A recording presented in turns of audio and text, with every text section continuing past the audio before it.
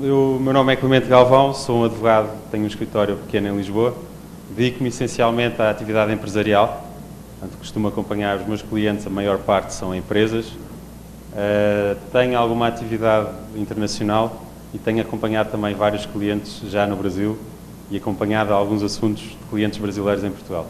Eu acho que essa visão dá-me a possibilidade, essa experiência dá-me a possibilidade de ter uma visão um bocadinho global da relação entre Portugal e o Brasil, das várias coisas que não se conhecem bem de cada um dos países, dos lugares comuns que existem de brasileiros face a Portugal e dos portugueses face ao Brasil. E o objetivo desta palestra é tentar fazer com que se conheça um pouco mais a realidade portuguesa e se compare um pouco a realidade portuguesa jurídica com a realidade brasileira e ver que conclusões é que se pode tirar e o que é que se pode melhorar. Bem, e sem mais demoras, vamos começar. Portanto, o plano da exposição, portanto, principais formas e veículos de investimento, no fundo é como é que se estrutura um investimento em Portugal, que veículos de investimento é que podemos utilizar quando se investe em Portugal. Depois, um apontamento para a situação na Zona Franca da Madeira.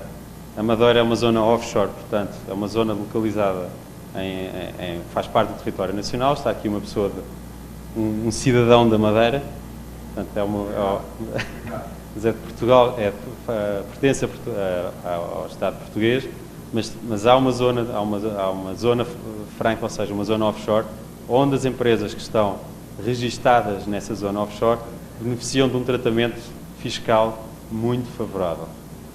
E tem alguns requisitos específicos de constituição de sociedades. Depois, algumas comparações com o sistema brasileiro, onde eu também, utilizando a experiência que tive em investimentos no Brasil, vou tentar apontar algumas diferenças e algumas coisas, algumas conclusões que se podem retirar, e depois um pequeno apontamento sobre oportunidades de investimento em Portugal. Bem, vamos passar aos dois primeiros, formas de investimento. Obviamente pode-se haver investimento direto ou indireto. Direto é o investidor brasileiro vai a Portugal e compra efetivamente uma casa, uma sociedade, um negócio. Indireto ele investe em fundos de investimento que tenham exposição ao mercado português. Que não interessa agora, nós aqui estamos interessados no investimento direto. Veículos de investimento, há dois básicos. Um é um sucursal, que não tem personalidade jurídica, é um património autónomo, que também não é muito utilizado. E os outros são as sociedades comerciais, que também existem aqui no Brasil, que são os principais veículos de investimento que são utilizados. Enquanto sociedades comerciais, os tipos são semelhantes à realidade brasileira. Temos as sociedades anónimas, temos as sociedades por cotas, e ambas têm como ponto comum a limitação de responsabilidade dos sócios. Isto é um ponto importante e há aqui uma primeira grande diferença entre Portugal e o Brasil. No Brasil, pela minha experiência, na lei consta a limitação de responsabilidade, mas depois na prática não existe limitação de responsabilidade. Porquê? Porque quer os tribunais, quer o fisco brasileiro, que é sempre muito amigo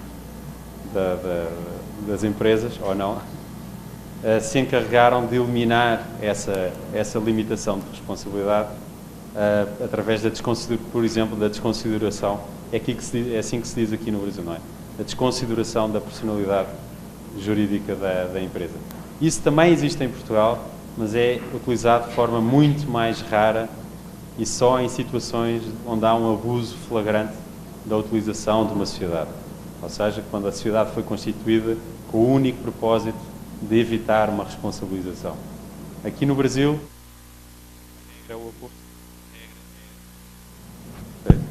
a regra peço desculpa, é a desconsideração, e que é um problema que eu vejo nos meus clientes quando querem vir para o Brasil.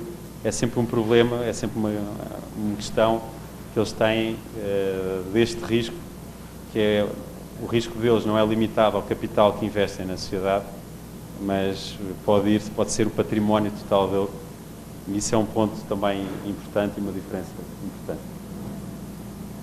Sociedades anónimas são as portuguesas principais características, portanto, temos aqui o capital social mínimo.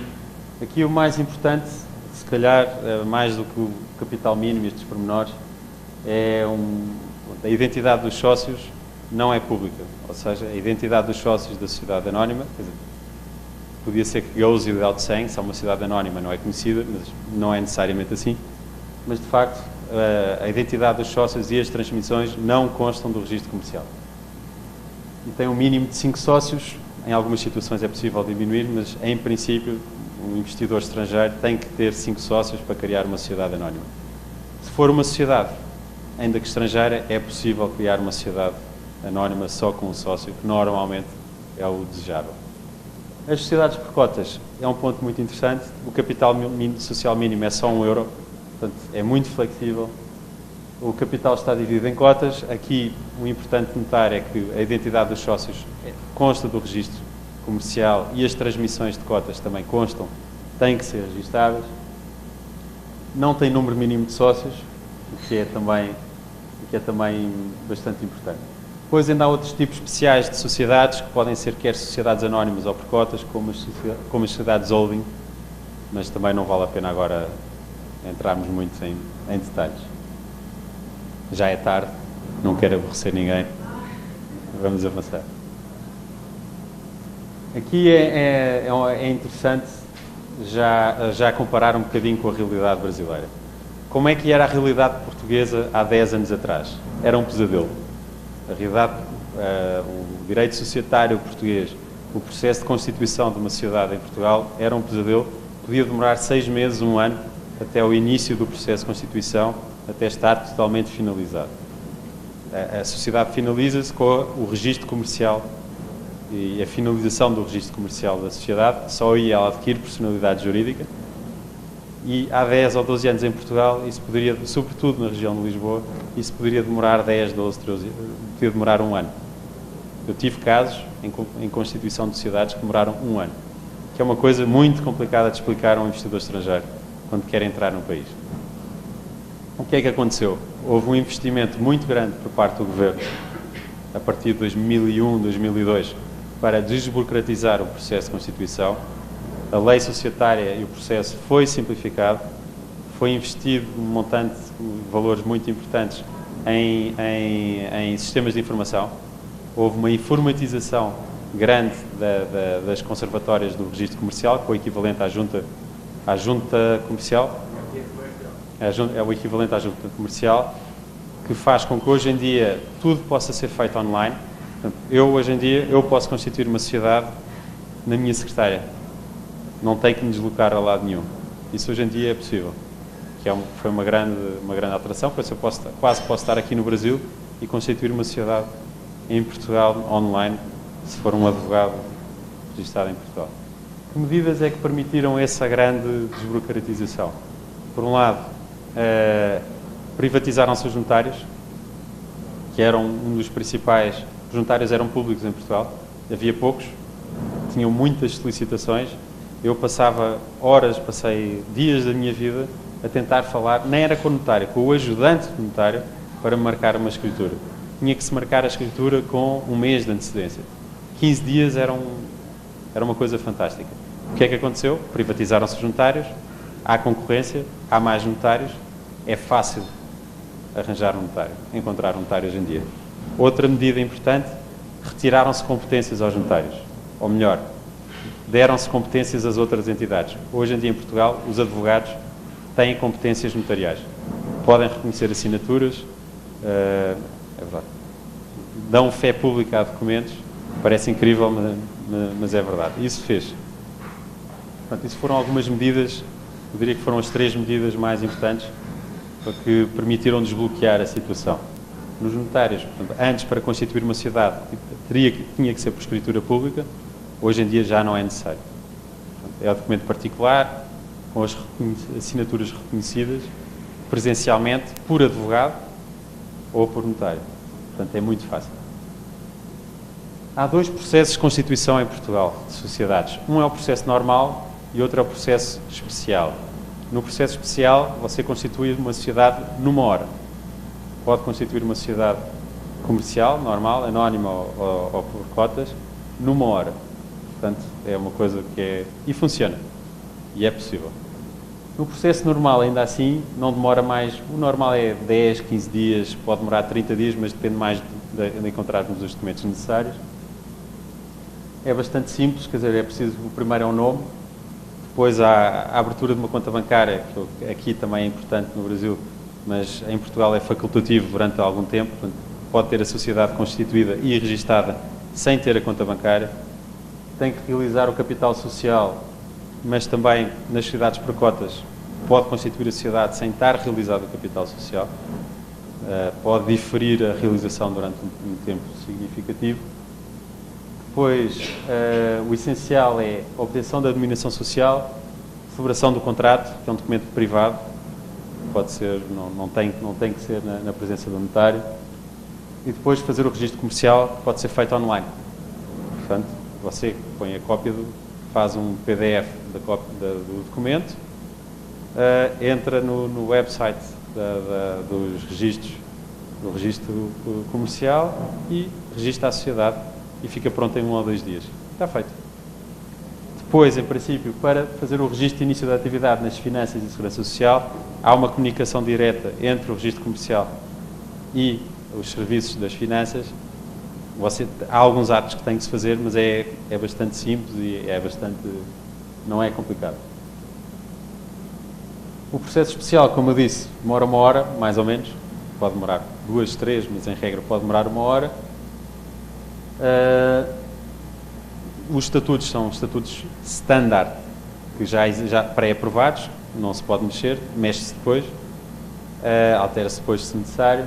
O nome já está aprovado e todos os atos são feitos em simultâneo, num único serviço. É bastante simples, funciona, não é muito caro. Eu diria que com 200, 300 euros constitui-se uma sociedade em Portugal, com capital social de 1 euro e com responsabilidade limitada. Portanto, é bastante fácil. Claro que depois pode haver complicações, é necessário ter uma procuração, se for um investidor estrangeiro é preciso ter uma procuração, é preciso ter alguns documentos, mas tendo esses documentos o processo é muito simples e muito fácil. Agora, requisitos adicionais para sócios, administradores ou conselheiros ou diretores estrangeiros. Também não é complicado. Portanto, pessoas singulares estrangeiras queiram ser sócias ou queiram ser gerentes ou diretores de uma sociedade portuguesa, a única coisa que necessitam é de obter um número fiscal de não residente em Portugal. Se forem não residentes em países da União Europeia. Se forem residentes em países da União Europeia, não precisam de nada. É muito simples. Se por exemplo, para um cidadão brasileiro que queira ser gerente ou ter uma sociedade portuguesa, ele não tem que ter um visto de residência em Portugal, não precisa de ser residente em Portugal, necessita apenas de obter um número fiscal. E para isso, a única formalidade necessita ter um representante fiscal. E obter um representante fiscal, aqui outra diferença, obter um representante fiscal em Portugal não é uma coisa muito difícil e cara como é no Brasil. No Brasil, os representantes fiscais são poucos e são caros. E porquê é que são poucos e são caros? Porque o Estado brasileiro, para o bem e para o mal, persegue ativamente, há um risco fiscal real, quer dizer, a minha percepção da minha experiência brasileira, há um risco real do representante depois ser perseguido por eventuais problemas que o seu representado possa ter. Em Portugal, obviamente, há uma responsabilidade do representante, mas é bastante mais reduzida e nestas representações fiscais o risco não é muito relevante. Portanto, não é difícil encontrar um representante fiscal e não é uma coisa muito cara. E mais, a própria sociedade pode ser representante fiscal. Ou seja, eu posso constituir a sociedade com o representante fiscal, pessoa física, a quem eu pago um valor, e depois de ter a sociedade constituída, mudo o representante e passa a ser a minha própria sociedade o meu representante fiscal. Isto é possível e agiliza bastante a situação. Pessoas com uma sociedade brasileira que queira constituir a sociedade também necessita apenas de obter um número de pessoa coletiva equiparada, que é um número fiscal equiparado e também é bastante, não é complicado. Andando. Portanto, isto é o processo básico, é o básico da constituição de sociedades. Depois, Zona Franca da Madeira, algumas questões relevantes. A importância da Zona Franca já foi mais relevante, até a 2011, salvo erro, as sociedades registadas na Zona Franca não eram tributadas, tinham uma isenção total de tributação do rendimento, o que é uma vantagem, obviamente, relevante. E foram bastante utilizadas também por várias empresas brasileiras, americanas e estrangeiras para veículos de investimento em vários pontos do mundo. Hoje em dia a situação não é bem assim, mas ainda tem algumas vantagens interessantes. Portanto, uma sociedade registada na Zona Franca da Madeira beneficia de uma taxa de 5% de imposto sobre societário, o que é, obviamente, uma taxa atrativa. Não é um paraíso fiscal, não está nas listas negras de paraísos fiscais. A estrutura jurídica da Zona Franca é sólida, está integrada em Portugal, faz parte da União Europeia, portanto, funciona bem. E hoje em dia há uma extensão também em negociação dos benefícios até 2027. O processo de constituição é muito parecido ao processo normal em Portugal. Fora da Zona Franca tem só uma especialidade, que é necessário registar a sociedade na Zona Franca e obter uma licença, e para isso é necessário cumprir com alguns requisitos, nomeadamente investimento mínimo, e tem que se garantir pelo menos a criação de um posto de trabalho. Mas depois, na prática, há formas de que esta contratação seja feita da forma mais simples possível. Portanto, na prática é possível contratar uma pessoa em part-time, e há sociedades de management na Madeira, portanto, sociedades que prestam serviços, que fazem isso de forma bastante ágil. E o registro final da sociedade é feito na Conservatória do Registro Comercial da Zona Franca da Madeira, que é um registro comercial específico da Zona Franca. E é um processo de constituição que pode demorar também 15 dias, 20 dias, um mês. E pode ser um veículo de investimento interessante para outras jurisdições.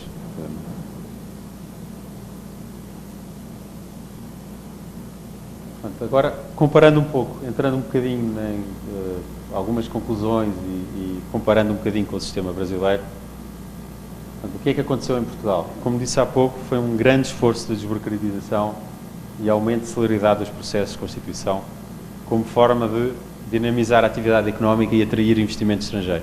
Portugal estava muito mal nos rankings de investimento e a verdade é que tem chegado mais à frente nesses rankings de investimento. Hoje em dia é fácil criar uma sociedade em Portugal, é fácil fazer negócios em Portugal, o quadro jurídico é relativamente estável, há a limitação de responsabilidade que funciona, a justiça não funciona muito bem, mas acho que isso é universal, acho que é como no Brasil, em Portugal, em Espanha e na maior parte dos países, mas de facto há um panorama que favorável ao investimento estrangeiro.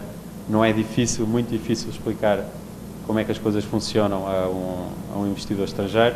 A parte laboral é outra história, mas ainda aí estamos também a tornar a lei portuguesa um pouco mais flexível.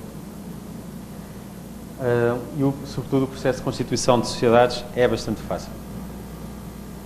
Agora, o que é que eu detectei, que diferenças é que noto com o processo de investimento no Brasil? Hoje em dia, de facto, o Brasil, e visto da Europa, tem má fama como um país de investimento. Eu peço desculpa de dizer isto aqui, não quero insultar ninguém, mas a verdade é que o Brasil é visto como um país muito difícil para investir. É um país com oportunidades, mas muito difícil de entrar. É um país, isto é o que os meus clientes e as pessoas com quem eu falo notam. É um país muito burocrático, onde as coisas são muito difíceis de acontecer, demoram muito tempo, há pouca previsibilidade nas decisões da Junta de Comércio, parece que é sempre necessário mais um carimbo, ou mais uma autorização, alguma coisa que não se preveu. E é muito difícil até para os próprios advogados fazerem a sua profissão, porque mesmo para um advogado que seja experiente no apoio ao investimento estrangeiro, no processo de constituição de sociedade, muitas vezes acontecem imprevistos. Que coisas é que eu notei no processo de constituição? A grande diferença, por exemplo, aqui é necessário um registro junto do Banco Central do Brasil, para efeitos de controle de capitais, em Portugal não é necessário, mas o que demora mais, o que tem causado mais dificuldades aos clientes que eu acompanho, é que para nomear um representante legal de uma sociedade no Brasil, esse representante legal tem que ser residente no Brasil. E para ser representante legal no Brasil, para ser residente no Brasil, é um processo complicado e burocrático, que demora tempo. Para vocês terem uma noção, um cliente meu constituiu uma sociedade no Brasil em janeiro de 2013 e o processo ainda não acabou.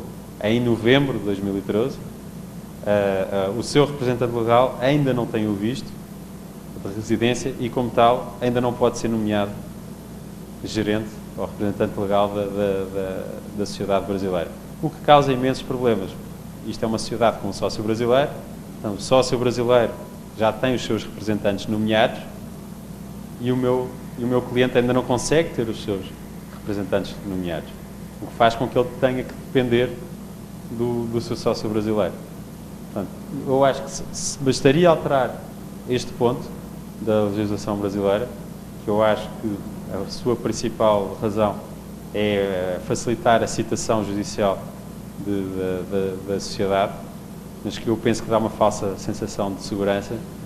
Só este ponto, o meu cliente já gastou muito dinheiro, já perdeu muito tempo, o representante legal já foi 3 ou 4 vezes ao país dele para buscar mais documentos para obter o visto de residência e seria fácil alterar este requisito e só isso permitiria acelerar os processos de constituição no Brasil.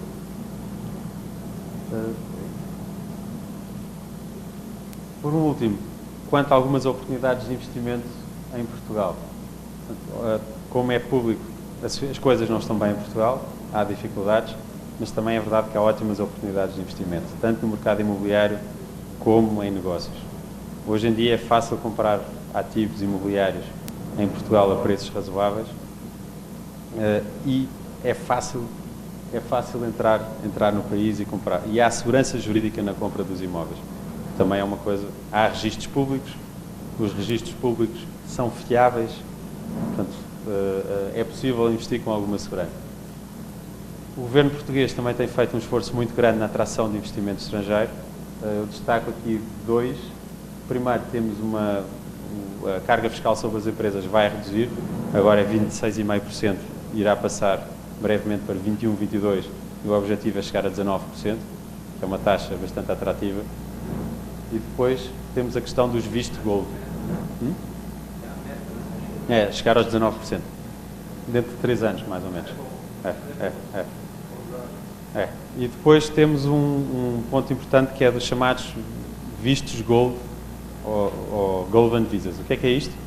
É permitir a um investidor estrangeiro obter um visto de residência em Portugal e